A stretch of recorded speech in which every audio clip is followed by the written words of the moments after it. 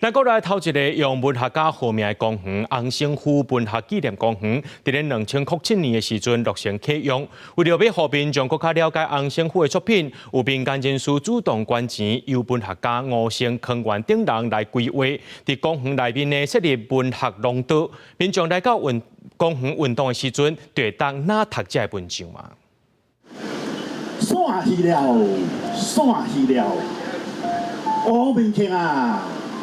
咱就下咧囡仔游啊游。读诗纪念作家洪胜虎、乌面镜啊，甲散戏拢是伊的代表作。这是中华二林的洪胜虎文学纪念公园，嘛是台湾头一个以文学家落去号名的公园。即阵有民间人士主动捐钱，伫公园内增设文学走廊甲主题石碑。乡土文学会使讲是咱的资产，所以这个资产啊，拢无好甲发挥，互在地人大家拢了解讲，咱有这个资产，这是一个真可惜的代志。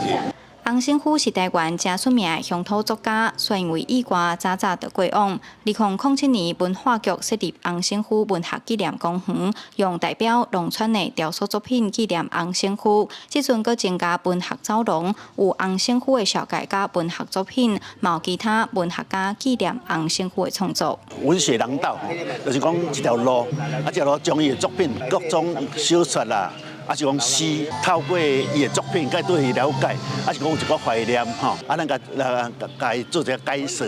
洪胜虎因为就是一个农业时代的学者，啊所以写的物件拢足关系一个迄个时代，嘛影响咱即马的学者，也嘛因为这个方面而写。 中华县文化局表示，洪胜虎的作品多数拢是咧写农村甲残障人的生命故事，充满人道关怀的精神。所以来嘛安排洪胜虎的主题册展甲文学行搭，希望互大家更较熟悉这位爱乡爱土的文学家。记者杨淑晴，中华报道。